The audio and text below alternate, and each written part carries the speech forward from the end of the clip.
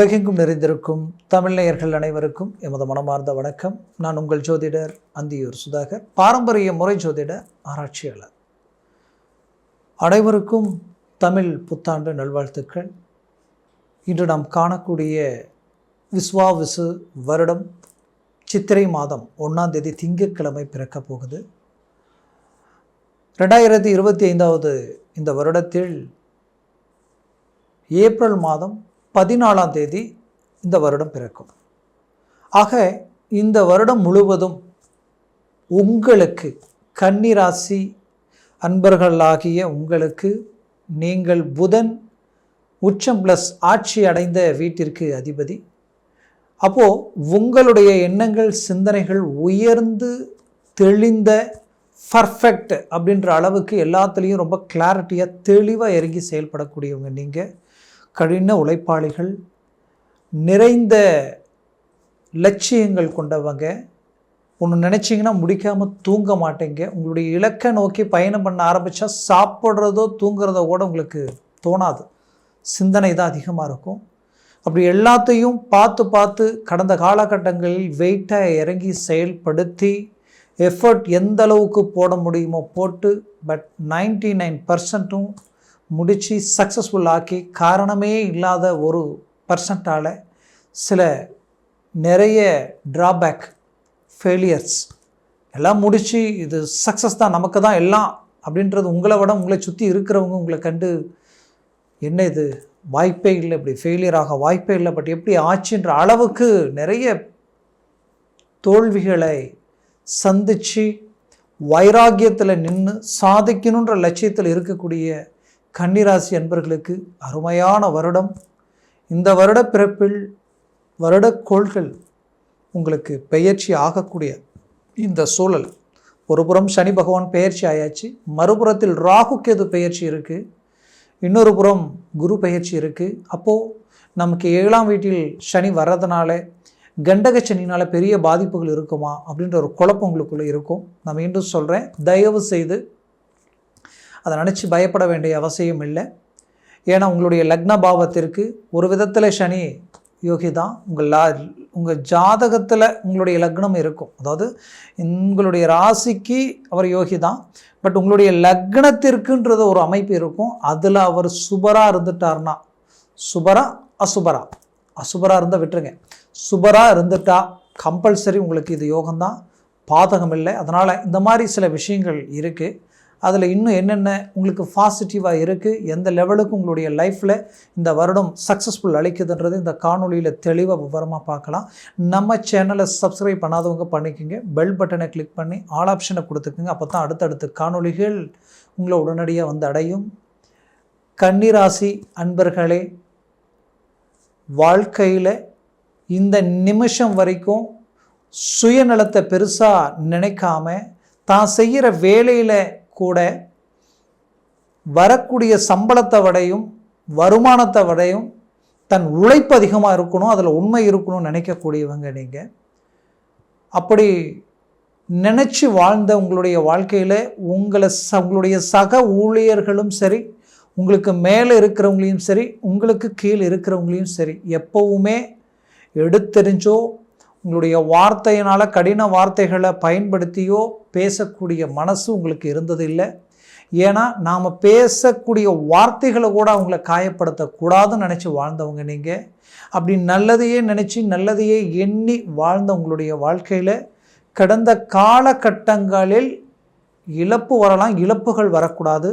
நிறைய இழப்புகளை கடந்து வந்து மன உளைச்சலை கடந்து வந்து இப்போ நீங்கள் ஒரு சக்ஸஸ்ஃபுல் அடையணுன்ற முழு நம்பிக்கையோட எண்ணத்தோடு நிற்கிறீங்க. உங்கள் இடத்துல நீங்கள் பட்ட கஷ்டம் வேறு யார் பட்டிருந்தாலும் அவ்வளோதான் லைஃப், இதுக்கு மேலே ஒன்றும் இல்லை, இதுக்கு மேலே என்னத்தை போய் பண்ணுறதுன்றது அளவுக்கு மனசு உடைஞ்சு போய் தன்னம்பிக்கையை இழந்து உட்காந்துருப்பாங்க.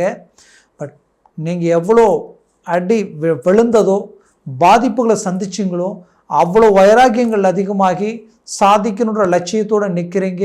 உங்களை அலட்சியமாக பார்த்தவங்களுக்கு எதிரில் மீண்டும் ரீஎன்ட்ரி கொடுக்கக்கூடிய ஒரு அருமையான ஒரு அமைவுகள் இந்த வருடம் உங்களுக்கு கொடுக்க போகுது. அது மட்டும் கிடையாது, நீங்கள் ஒவ்வொரு முறையும் அடியெடுத்து வைக்கும்போது உன்னால் முடியாது, உன்னால் ஆகாது, நீ இவ்வளோதான் அப்படின்ட்டு யார் யார் எல்லாம் உங்களை வந்து உங்களுடைய திறமையை அலட்சியப்படுத்தி உங்களுடைய தன்னம்பிக்கையை ட்ராப் பண்ணக்கூடிய சூழல்களில் உண்டாக்குனாங்களோ, அதை நம்பி சில விஷயங்களை நீங்கள் மிஸ் பண்ணீங்களோ, அது எல்லாத்தையும் தாண்டி நீங்கள் ஒரு சக்ஸஸ்ஃபுல்லை உண்டாக்க போகிறீங்க. அதற்குரிய காலமாக இது இருக்கும். ஏன் இது இவ்வளோ போல்டாக நான் சொல்கிறேன்னா, மெயின் முக்கிய கிரகங்கள் 3 கிரகங்கள். அதில் சனி பகவான், அடுத்தது ராகு கேது, குரு பகவான். இதில் குரு பகவான் பாக்கிய சம்மந்தப்பட்ட இடத்துல இருந்து 10ஆம் வீட்டிற்கு வரார். 10இல் குரு வந்தால் பதவி பறிபோகும் சொல்லுவாங்க. அப்போது பதவி பறிபோகும்னா எப்படி போயிடுமா, இருக்கிற வேலையெல்லாம் போயிடுமா அப்படின்னா கண்டிப்பாக அப்படி எடுத்துக்க வேண்டாம். 10ஆம் வீட்டில் குரு நின்றால், குரு எப்போவுமே ஒன்று சொல்கிறேன், நல்லா கேட்டுக்குங்க. 10ன்றது தொழில் வேலை சார்ந்த இடம். அந்த இடத்துல குரு பகவான் நின்றாலே பயபக்தி உருவாயிடணும் ஆட்டோமேட்டிக்காக. பயம் ப்ளஸ் பக்தி இதை 2ல் எது குறைஞ்சாலும் அந்த இடம் வீக் ஆகிடும். உங்களுடைய கடின உழைப்புக்கு பங்கம் உருவாயிடும். அப்போது உங்களுடைய வேலையை நீங்கள் பர்ஃபெக்டாக மேனேஜ்மெண்ட் பண்ணணும். அது உங்களுக்கு மேலே இருந்தாலும் சரி, கீழே இருந்தாலும் சரி, யாராக இருந்தாலும் சரி, அவங்கக்கிட்ட ரொம்ப கரெக்டாக நடந்துக்கணும். தேவையில்லாமல் ஒருத்தரை நம்பி ஒரு சில விஷயங்கள் சொன்னாலோ, அட்வான்டேஜ் நீங்கள் எடுத்துக்கிட்டாலோ, கடைசியில் அது உங்கள் தலைக்கே பாரமாக வந்து நின்றுடும். அதனால் நம்புங்க, ஓரளவுக்கு நம்புங்க. அப்படியே நம்பினாலும் உங்களுடைய பார்வையும் உங்களுடைய செயலும் அதோட சார்ந்து இருக்கணும். முழுசாக ஒருத்தரை நம்பி எல்லாத்தையும் ஒப்படைச்சிட்டேன், அவங்க பார்த்துக்குவாங்க, அவங்க மேலே இருக்கிற நம்பிக்கையில் குருட்டுத்தனமாக நம்ம விட்டுட்டு வெளியில் வந்துட்டோன்னு வச்சுக்கிங்களேன், அவ்வளோதான். நீங்கள் மட்டும் பாதிக்கப்பட மாட்டீங்க, உங்கள் குடும்பமே பிளாக்காகி நிற்கக்கூடிய அளவுக்கு பாதிப்புகள் சந்தித்த அதிகப்படியான கன்னிராசி அன்பர்கள் தான் கடந்த காலகட்டங்களில். அதனால தான் மீண்டும் சொல்கிறேன், 7ஆம் வீட்டில் இருக்கிற சனி என்ன பண்ணுவார்னா, இந்த மாதிரியான ஒரு சில விஷயங்களை நட்பு ரீதியிலையும் நம்பிக்கை ரீதியிலையும் பார்ட்னர்ஷிப் ரீதியிலையும் உண்டாக்கக்கூடிய சூழல்கள் உருவாகும். எச்சரிக்கையுடன் டீல் பண்ணிங்கன்னா பிரச்சனை விட்டு வெளியில் வந்துடலாம். பிரச்சனையே இல்லை உங்களுக்கு. அழகாக ஃபாஸ்ட் அருமையான ஸ்பீடாக நீங்கள் மேல் நோக்கி வளர்ச்சி நோக்கி போகக்கூடிய வழிகள் உங்களுக்கு பிறக்கும். அப்போது ஒருபுறம் 7இல் இருக்கக்கூடிய சனியால் நெருங்கிய நண்பர்கள் விஷயத்திலையும் பழக்க வழக்க ரீதியிலையும் சரி, குடும்ப ரீதியில் கணவன் மனைவிகிட்டையும் மனைவி கணவன்கிட்டையும் உங்களுடைய பரிமாற்றங்கள் வந்து லூஸ் ஸ்டாக் எங்கே இருந்தாலும் அது உங்களுக்கு பெரிய தலைவலியாக மாறிடும். ஒரே வீட்டில் இருந்து 2 பேரும் பேச முடியாத நிலைமைக்கு ஆளாயிடுவீங்க. இந்த குழப்பத்தை இது உருவாக்கிடும். அதனால் இந்த சனி பெயர்ச்சினால் இந்த மாதிரியான சில நெகட்டிவ்ஸ் இருக்குது. பட் உங்களுக்கு ஒரு பாசிட்டிவ் நான் சொல்கிறேன். இந்த நெகட்டிவ் நான் சொன்னதை மட்டும் கொஞ்சம் கரெக்டாக லெவல் பண்ணி கொண்டு போனீங்கன்னா உங்களுக்கு எந்த பிரச்சனையும் வராது. அதே சமயம் இது பெருசாக பாதிப்புகள் கொடுத்துருமா, இது உங்களுடைய தொழிலை டவுன் பண்ணிவிடுமா, உங்கள் வேலையை டவுன் பண்ணிவிடுமானா அந்த கவலையே உங்களுக்கு வேண்டாம். நான் ஏன் இவ்வளோ ஸ்ட்ராங்காக சொல்கிறேன்னா, 6ஆம் வீட்டில் ராகு வந்து நிற்கிறார். இதை விட ஹைலைட் வேறு எதுவுமே இல்லை. 12ஆம் பாவத்தில் கேது நிற்க போகிறார். அப்போ 18ஆம் தேதி மே மாதம் 18ஆம் தேதி ராகு பகவான் மீனத்திலிருந்து கும்பத்துக்கு வந்துடுவார். கன்னியிலிருந்து கேது பார்த்தீங்கன்னா உங்களுக்கு சிம்மத்துக்கு வந்துடுவார். அப்போது 12ஆம் வீட்டில் இருக்கக்கூடிய கேது பகவானால் ஞானம், அறிவு, சிந்தனை, தெய்வ பலம், ரொம்ப நாளாக நடக்காத விஷயத்தை முடிக்கிற வாய்ப்புகள் உண்டாக்கிடுவார். ரொம்ப நாள் கனவு நிறைவேறக்கூடிய வழிகள் பிறக்கும். உங்கள் வாழ்க்கையில் சில பிரச்சனைகளுக்கு நிமோஷனமே இல்லாமல் இருக்கும், அதுக்கு நிமோஷன் கிடைச்சிடும். ஒன்றும் இல்லை, ரொம்ப நாளாக பொண்ணு தேடிட்டு இருக்கிறேன், எனக்கு பொண்ணு அமையல, மாப்பிள்ளைய வராப்படி பார்க்குறாப்படி செட் ஆகலை, இந்த மாதிரியான திருமண வயதில் இருக்கக்கூடிய கன்னிராசி அன்பர்களுக்கு உடனடியாக திருமணம் கிளிக் ஆகிடும். ஏன் அவ்வளோ ஸ்ட்ராங்காக சொல்கிறேன்னா, 10ஆம் வீட்டில் இருக்கக்கூடிய குரு பார்வை 5ஆம் பார்வையை உங்களுடைய ராசிக்கு 2ஆம் பாவத்தில் விழுது. அப்போ 2ஆம் பாவம் குடும்ப சம்மந்தப்பட்ட குடும்ப விருத்தி அடைய போகுது. அப்போது திருமணமும் நடக்கும், குடும்ப விருதுன்றது புத்திரபாகியமும் கிடைக்கும். ஏன்னா அவர் அடுத்த பார்வை பார்த்தீங்கன்னா அவருடைய பார்வை விழக்கூடிய இடமே 9ஆம் பார்வையாக உங்களுடைய சத்ரு சம்மந்தப்பட்ட இடம் 6ஆம் வீட்டில் விழுறார்.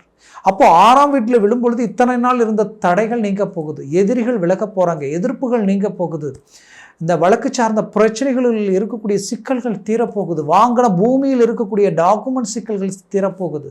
இது எல்லாமே உங்களுக்கு சக்ஸஸ்ஃபுல் கிடைக்கும். எல்லாத்த விட ஆரோக்கியத்தில் இருக்கக்கூடிய பிரச்சனைகள் தீரும்.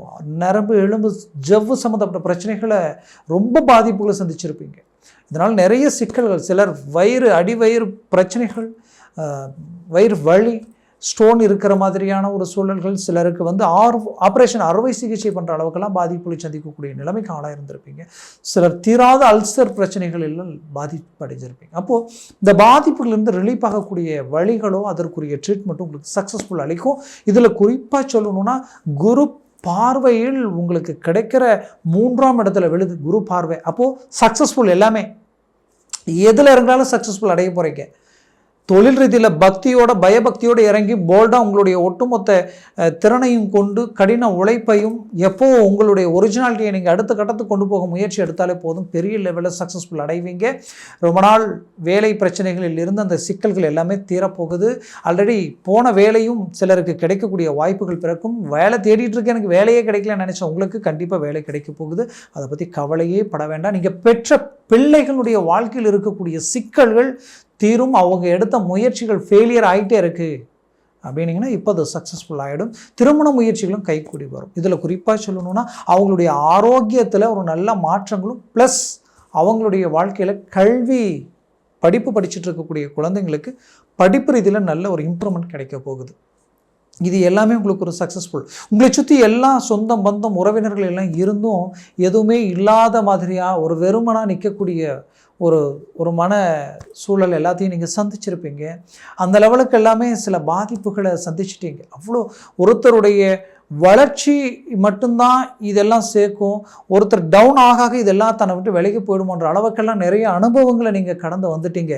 தயவு செய்து இதை நெகட்டிவாக நினச்சி உங்கள் மனசுக்குள்ளே போட்டு அவ்வளோதானா அப்படின்னு எல்லாம் நினைக்க வேண்டாம். இதை எக்ஸ்பீரியன்ஸ் உங்களுடைய அனுபவமாக எடுத்து உங்களுடைய வாழ்க்கையில் முயற்சி எடுத்து உங்களுடைய வேகத்தை அதிகரித்து உங்கள் வளர்ச்சியை நோக்கி நீங்கள் அடி எடுத்து வைங்க.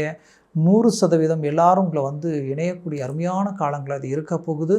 கண்டிப்பாக ஒரு நல்ல ப்ரமோஷன், அதாவது உங்களுக்கு வந்து பதவி உயர்வு கிடைக்கும். வேலையில் தொழில் ரீதியில் டாப் லெவலில் வளர்ச்சி அடைய போகிறீங்க. திருமண முயற்சிகள் சக்ஸஸ் அடையக்கூடிய காலமாக இருக்கும்.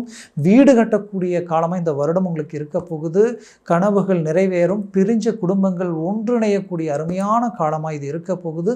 நீங்கள் இன்வெஸ்ட்மெண்ட் பண்ண முதலீடு, அந்த பொருள் மீண்டும் விலை உயர்வு ஆகி அது உங்களுக்கு பெரிய லெவலில் கை கொடுத்து உங்கள் வாழ்க்கையில் மாபெரும் வளர்ச்சிக்குரிய காலமாக இது இருக்க போகுது.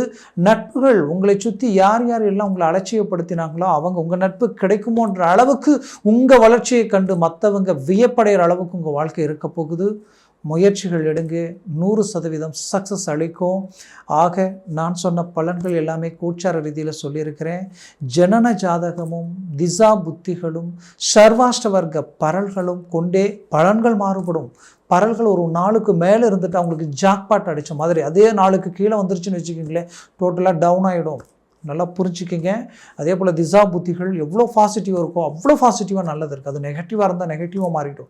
அதனால் ஜாதகத்தை பார்த்து ஒரு முடிவு எடுக்கிறது ரொம்ப நல்லதாக இருக்கும். பார்க்கணும்னு நினச்சிங்கன்னா கீழே இருக்கக்கூடிய கான்டாக்ட் நம்பருக்கு கால் பண்ணி முன்பதிவு செய்து வாட்ஸ்அப் மூலமாக உங்கள் ஜாதகத்தை அனுப்பி தெளிவாக விவரமாக கேட்டு தெரிஞ்சு அதை சார்ந்த முயற்சிகளும் முடிவுகளும் எடுங்க. பெரிய லெவலில் ஒரு நல்ல ஒரு பாசிட்டிவான ஒரு வளர்ச்சிக்குரிய வாழ்க்கையை நீங்கள் சந்திப்பீங்க. ஆக கன்னிராசி அன்பர்களின் வாழ்க்கை வளமாக அமைந்திட எமது மனமார்ந்த வாழ்த்துக்கள். நன்றி, வணக்கம். மீண்டும் சந்திக்கலாம்.